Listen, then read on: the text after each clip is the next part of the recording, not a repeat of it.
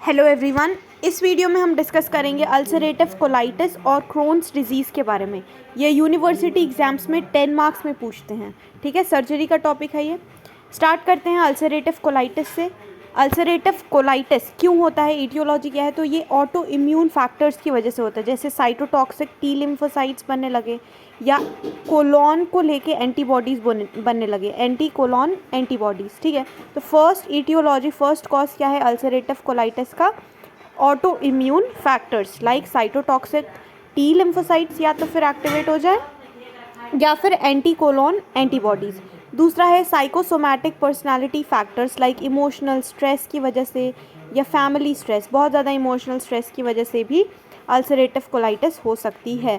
Dietary factors rich in red meat smoking के consumption से ulcerative colitis हो सकती है। Defective mucin production and defective mucosal immunological reaction, so defective mucin production की वजह से या फिर डिफेक्टिव इम्यूनोलॉजिकल रिएक्शंस की वजह से अल्सरेटिव कोलाइटिस चांसेस ज़्यादा हैं। ठीक है, तो और अपन ने ईटियोलॉजी लिख दी हमने। ठीक है, तो 4 पॉइंट्स लिखना है। First is autoimmune factors की वजह से, जैसे cytotoxic T lymphocytes, anticolon antibodies. Psychosomatic या personality factors, emotional stress, family stress. Dietary factors like red meat smoking, defective mucin production, defective immunological reactions. Pathology क्या होती है यहाँ पे? Pathology it starts in the rectum and spreads in backward manner.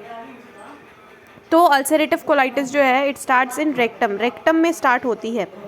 ठीक है, and it spreads in backward manner, rectum से होके पीछे की तरफ से स्प्रेड होती है। There are pin point ulcers देखने को मिलते हैं, सूडो पॉलिप्स देखने को मिल सकते हैं हमें, and healing occur with fibrosis. और हीलिंग यहाँ पे कैसे होती है? पिन पॉइंट अल्सर्स जो है वहाँ पे हीलिंग कैसे होगी? फाइब्रोसिस से, जिसकी वजह से ये रेक्टम जो है वो थोड़ा सा नैरोड देखने को मिलेगा।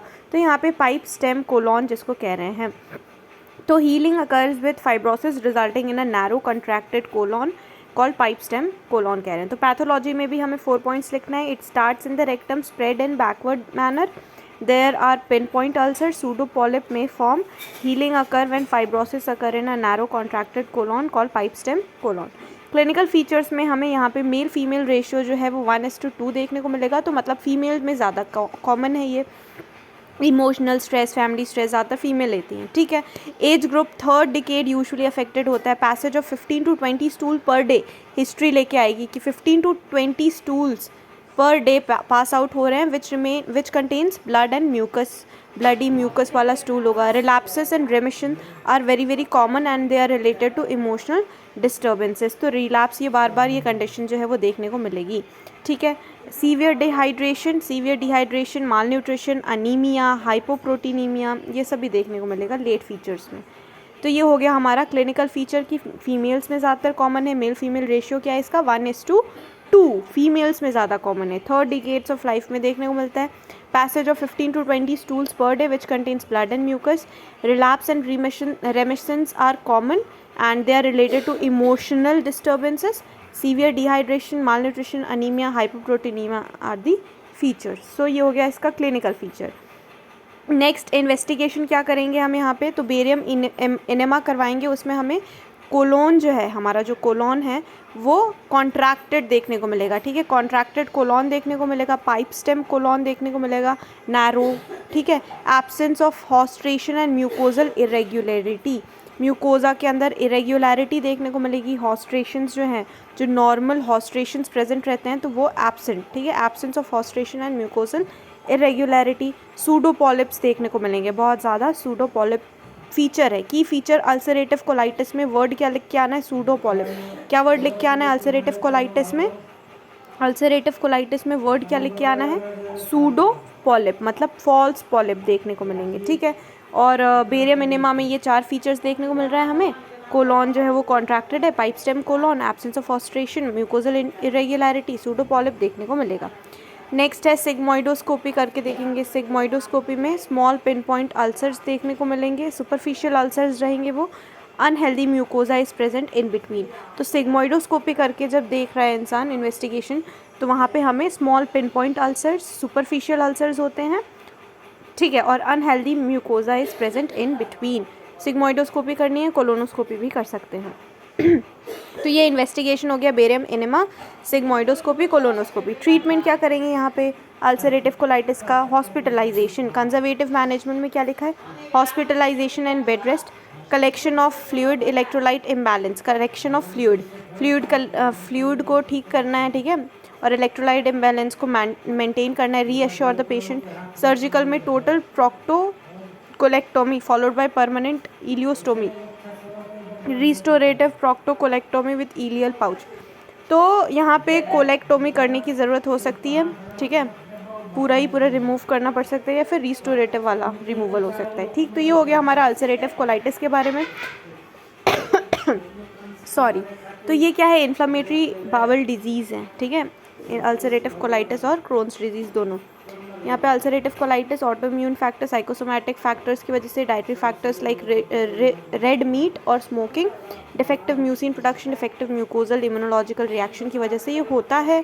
Pathology, it starts in the rectum से स्टार्ट होकर पीछे की तरफ, ठीक है, it spreads in a backward manner and there. और अल्सरेटिव कोलाइटिस में क्या लिखना है? मेन चीज़ हमें अल्सर्स बन रहे हैं, किस तरीके के पिन पॉइंट अल्सर्स देखने को मिलते हैं? सूडोपॉलिप्स, वर्ड इंपॉर्टेंट है। और यहाँ पे हीलिंग फाइब्रोसिस से होती है, जिसकी वजह से नैरो हो जाता है कोलॉन जो है, एंड इसकी वजह से पाइप स्टेम कोलॉन कहते हैं। क्लिनिकल फीचर में male female ratio, third decade usually affected, passage of 15 to 20 stools per day which contain blood and mucus, remissions are very common, severe dehydration, malnutrition, anaemia, hypoproteinaemia देखने को मिलेगा। Malnutrition होगा, anaemia होगा, hypoproteinaemia. Investigation में barium enema कर रहे हैं, sigmoidoscopy, colonoscopy कर रहे हैं, ठीक है, 3 इन्वेस्टिगेशन लिखा है यहाँ पे। उसके बाद फिर ट्रीटमेंट में कंजर्वेटिव मैनेजमेंट और सर्जिकल मैनेजमेंट। कंजर्वेटिव में हॉस्पिटलाइजेशन, बेड रेस्ट, फ्लूइड को मैनेज करना है हमें, ठीक है, and reassure the patient. Surgical में प्रोक्टोकोलेक्टोमी कर रहे हैं, ठीक। तो ये हो गया हमारा अल्सरेटिव कोलाइटिस। अब नेक्स्ट है हमारा क्रॉन्स डिजीज़ के बारे में लिखेंगे। क्रॉन्स डिजीज़ जो है इसकी ईटियो क्या है? तो अल्सरेटिव कोलाइटिस की 4 ईटियोलॉजी थी, यहाँ पे क्रॉन्स की कितनी है? 3। Focal ischaemia due to autoimmune reaction, autoimmune reactions की वजह से वहीं पे फोकल इश्ीमिया हो जाएगा, ठीक है। दूसरा है insoluble particulate matters like toothpaste material जाके अगर वहाँ पे ऑब्स्ट्रक्ट हो गया तो उसकी वजह से क्रॉन्स डिजीज़ हो सकता है, या फिर फैमिलियल इंसिडेंट्स। तो 3 चीज़ें लिखी हैं। फर्स्ट क्या लिखा है ईटियो में? क्रॉन्स डिजीज़ के फोकल इश्ीमिया हो सकता है। फोकल इश्ीमिया क्यों हो रहा है वहाँ पे? Due to autoimmune reaction की वजह से, फर्स्ट पॉइंट लिखेंगे। सेकेंड लिखेंगे टूथपेस्ट वाला, इनसल्यूबल पार्टिकुलेट मैटर्स वहाँ पे जाके फंस रहे हैं, insoluble particular matters like toothpaste material की वजह से, या फैमिलियल इंसिडेंट्स देखने को मिलता है ईटियो। पैथोलॉजी, अब ये कहाँ से स्टार्ट होता है? इलियम, टर्मिनल इलियम से स्टार्ट हो रही है, ठीक है।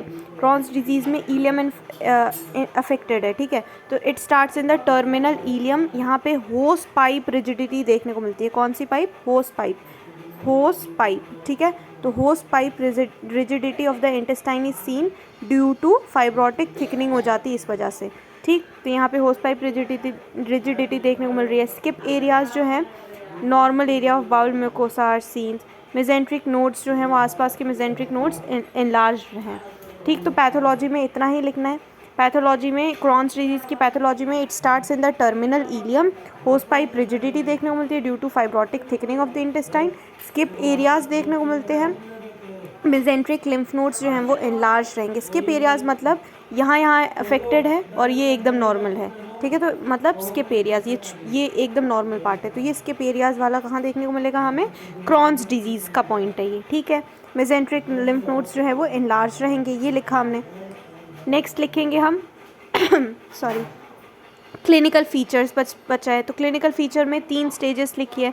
स्टेज ऑफ इलियोकोलाइटिस मतलब इन्फ्लामेशन वाला stage. Clinically it present as blood and mucus in the stool, it may be associated with fever. तो स्टेज ऑफ इलियोकोलाइटिस, इलियम और कोलोन का इन्फ्लेमेशन।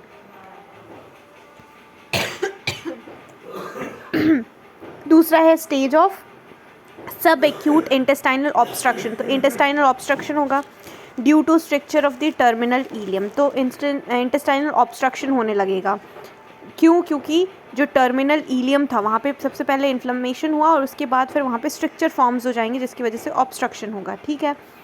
उसके बाद फिस्टुला फॉर्म हो जाएगा वहाँ पे। It can be enteroenteric और एंटेरो क्यूटेनियस फिशुला बन सकता है। ठीक है, तो 3 स्टेजेस है।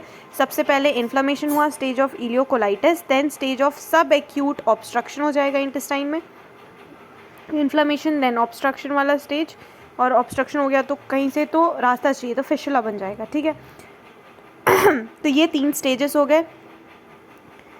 स्टेज ऑफ इलियोकोलाइटिस में क्या हो रहा है, patient presents as blood and mucus in stool and it may be associated with fever. Stage of सब एक्यूट इंटेस्टाइनल ऑब्स्ट्रक्शन में due to structure of the terminal ileum there is intestinal obstruction. Stage of fistula formation, it can be enteroenteric और enterocutaneous. Investigation में क्या investigation क्या कराएंगे, यहाँ पे भी हमें स्मॉल बावल एनेमा करवाना है। स्मॉल बावल एनेमा में हमें कॉबल स्टोन रेटिकुलेशन देखने को मिलेगा। ठीक है, कॉबल स्टोन रेटिकुलेशन देखने को मिलेंगे। Absence of peristalsis in terminal ilium, क्योंकि टर्मिनल इलियम इन्वॉल्व्ड है, ख़राब हो चुकी है, तो वहाँ पे एब्सेंस ऑफ पेरिस्टाल्सिस देखने को मिलेगी, पेरिस्टाल्सिस नहीं होगी। स्ट्रिंग साइन ऑफ कैंटोर देखने को मिलेगा, एक साइन है स्ट्रिंग साइन, ये देखने को मिलेगा। मल्टीपल स्ट्रक्चर्स प्रेजेंट होंगे and dilated segments in between, तो बहुत ज़्यादा स्ट्रक्चर्स प्रेजेंट होंगे यहाँ पे। ठीक है, स्ट्रक्चर्स फिशुला क्रॉन्स डिजीज़ में प्रेजेंट होगा। आगे यहाँ पे और क्या करा सकते हैं, तो ये तो स्मॉल बावल एनीमा कराया। सिग्मोइडोस्कोपी करेंगे तो इन्फ्लेम्ड म्यूकोजा देखने को मिलेगा which is irregular and ulcerated, inflamed mucosa. Colonoscopy करेंगे। ट्रीटमेंट में conservative management, hospitalisation, bed rest, correction of fluid electrolyte imbalance, reassure the patient. और सर्जिकल मैनेजमेंट में स्ट्रक्चरोप्लास्टी रिसेक्शन करना है, इलियोसिकल रिसेक्शन। और क्या लिखा है यहाँ पे, ileorectal anastomosis, colectomy and ileorectal anastomosis. तो ये हो गया हमारा क्रॉन्स डिजीज़ के बारे में। इसमें भी सेम है, इटियोलॉजी में 3 पॉइंट लिखना है। सबसे पहले focal ischaemia due to autoimmune reaction, insoluble particulate matters like toothpaste material, familial incidents. Pathology के अंदर क्या लिखा है, it starts in the terminal ileum, hose pipe rigidity due to fibrotic thickening of the intestine. Skip areas देखने को मिलेंगे, mesenteric lymph nodes enlarge हैं। Clinical features में stage of ileocolitis, stage of सब acute intestinal obstruction, stage of fistula formation. Investigation में small bowel enema, sigmoidoscopy, colonoscopy. Small bowel enema में cobblestone reticulation, absence of peristalsis in terminal ileum, string sign of Kantor, ये सब। ठीक है, treatment में conservative management में hospitalisation, bed rest, correction of fluid and electrolyte imbalance, reassure, strictureplasty resection, ileocaecal resection and colectomy, ileorectal anastomosis. तो ये हो गया हमारा अल्सरेटिव कोलाइटिस और क्रोन्स डिजीज़ के बारे में। ये 10 मार्क्स क्वेश्चन है, इसको एक बार रीड कर लेना और फिर बस हो गया।